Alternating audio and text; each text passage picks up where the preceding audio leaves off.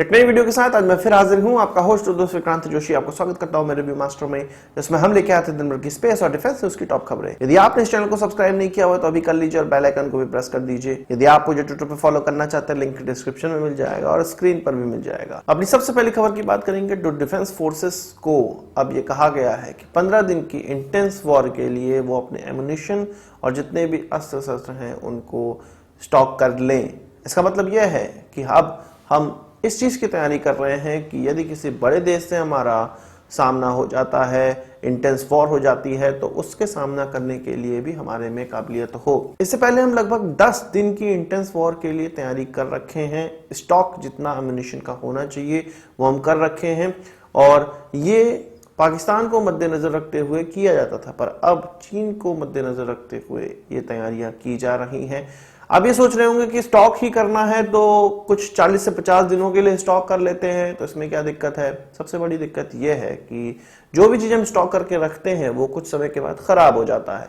Warfare का तरीका change हो जाता है, एम्यूनिशन चेंज हो जाते हैं और किन हथियारों का इस्तेमाल किया जा रहा है रिसेंटली, वो सब चीजें चेंज हो जाती है। फर्ज करिए आप 40 दिन की वॉर के लिए लगभग 200 करोड़ रुपए का सामग्री खरीद लिया, एम्यूनिशन खरीद लिए और आने वाले 5 साल में कोई युद्ध नहीं हुआ तो इनकी जो वैलिडिटी है वो खत्म हो गई, तो ये आपके 200 करोड़ रुपए बर्बाद हो जाने वाले हैं। तो सिनारियो देखते हुए इन इंटेंस वॉर की जो दिन है उसकी जो स्टॉकिंग है उसको चेंज किया जाता है। इससे पहले ये माना जा रहा था, मनोहर पर्रिकर साहब जब डिफेंस मिनिस्टर थे तब ये माना जा रहा था कि 40 दिन के लिए हमें स्टॉक करके रखना चाहिए, पर सजेशन यही आया कि 10 दिन का स्टॉक करके भी रखने से काम चल जाएगा। उरी अटैक के बाद इन सारी चीजों पर तैयारी की गई और ये पाया गया कि हमारे पास इतना स्टॉक नहीं है कि 10 दिन की इंटेंस वॉर भी हम कर सके, तो फिर 10 दिन की तैयारी की गई। अब जब चीन के साथ स्टैंड ऑफ हुआ है तो अब ये तैयारी की जा रही है कि 15 दिन का स्टॉक हमें इंटेंस वॉर का रखना पड़ेगा। इसमें यह भी माना जा रहा है कि चीन और पाकिस्तान दोनों की तरफ से अगर हमला हो जाता है, दोनों से लड़ाई हमें करनी पड़े, तो भी ये जो स्टॉकिंग है एम्यूनिशन की वो काम आने वाली है। इसके अलावा बात करेंगे F-18 की। इंडियन नेवी अब सुपर हॉर्नेट को, जो कि बोइंग के द्वारा बनाया जाने वाला एयरक्राफ्ट है और अमेरिकन कंपनी ये है, इसको लीज पर प्राप्त करने का प्रयास कर रही है और एकदम अंतिम स्टेज या आप कह सकते हैं एडवांस स्टेज में इंडियन नेवी पहुंच चुकी है। कहा जा रहा है कि लगभग 15 से लेकर 18 एयरक्राफ्ट इस प्रकार के लीज पर लिए जाने की संभावना है, जिसको INS विक्रांत के लिए लिया जा रहा है, जो कि अगले साल इंडक्ट होने वाला है। या इसके अलावा एक स्क्वाड्रन F-18 सुपर हॉर्नेट का लिया जा सकता है, ब्लॉक 3 का लिया जा सकता है। एक्चुअल में इसको स्की जंप के साथ लॉन्च करने योग्य जो इसकी टेस्टिंग है वो अगस्त से ही स्टार्ट है अमेरिका में, क्योंकि भारतीय एयरक्राफ्ट कैरियर स्टोबार सिस्टम का इस्तेमाल करता है, इसलिए इन एयरक्राफ्टों को, सुपर हॉर्नेट एयरक्राफ्टों को भारत के एयरक्राफ्ट कैरियर के लिए कंपैटिबल होना चाहिए। इसी कंपैटिबिलिटी टेस्ट को अगस्त 2020 से ही परफॉर्म किया जा रहा है अमेरिका में और अब यह चीज लगभग 150 सिमुलेशन के माध्यम से पूरी तरह से क्लियर कर ली गई है कि भारतीय एयरक्राफ्ट कैरियर में इसका इस्तेमाल किया जा सकता है।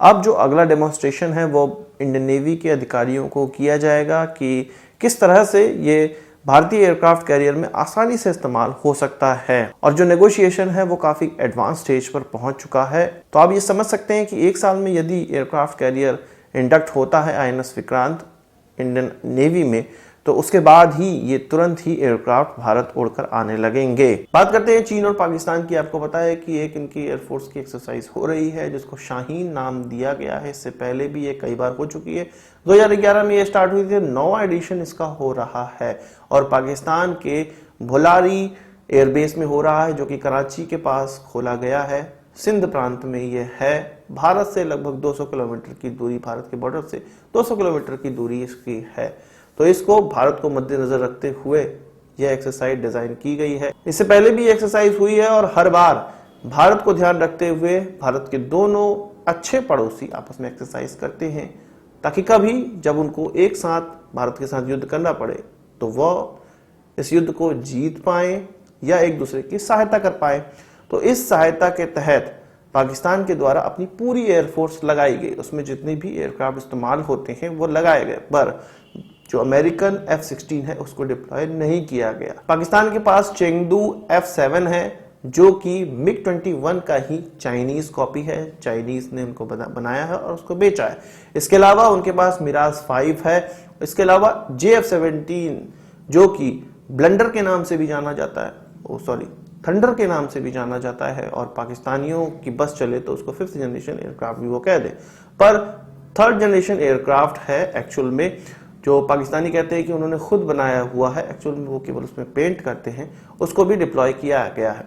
जबकि चीन के द्वारा उनके J-10 और J-11 को डिप्लॉय किया गया है। तो आपने देखा है जो पाकिस्तान का फ्रंटलाइन एयरक्राफ्ट है F-16, उसको उन्होंने डिप्लॉय नहीं किया गया है इस एक्सरसाइज में, क्योंकि अमेरिका के द्वारा इसकी अनुमति नहीं मिली थी।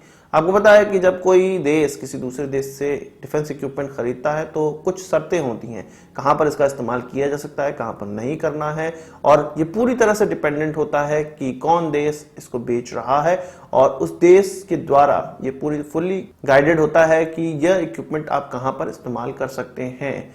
जानते हैं आप कि चीन जो अमेरिका का विरोधी देश है, और अमेरिका नहीं चाहता है चीन के द्वारा उसके इस एयरक्राफ्ट की जानकारी पाकिस्तान के द्वारा उनको प्रोवाइड कर दी जाए, इसलिए पाकिस्तान को यह अनुमति नहीं थी कि F-16 का वो इस एक्सरसाइज में इस्तेमाल कर सके। इससे पहले किसी भी एक्सरसाइज में पाकिस्तान ने इस प्रकार के एयरक्राफ्ट का इस्तेमाल नहीं किया है, क्योंकि उसको इस प्रकार की कोई भी अनुमति नहीं है। इसके अलावा इंटरऑपरेबिलिटी देखी जाती है किसी भी एक्सरसाइज में, तो पाकिस्तानी जिन एयरक्राफ्टों को इंटरऑपरेट करवा सकते थे चीनियों से, केवल वही एयरक्राफ्ट इस एक्सरसाइज में सामने रखे, और चीनी जो पाकिस्तान से इंटरऑपरेट करवा सकते थे या जिसकी जानकारी वो पाकिस्तान को दे सकते थे, वही एयरक्राफ्ट उन्होंने इसमें रखा है। एक और किस्सा मैं आपको बताता हूं। आपको शायद पता होगा कि कतर को राफेल एयरक्राफ्ट बेचे गए हैं, और यह खबरें निकल कर आई थी कि कतर की एयरफोर्स में या आर्मी में पाकिस्तानी भी बहुत से काम करते हैं। आपको पता है कि पाकिस्तानी किराए पे गल्फ कंट्रीज में लड़ने जाया करते हैं पाकिस्तानी आर्मी के लोग।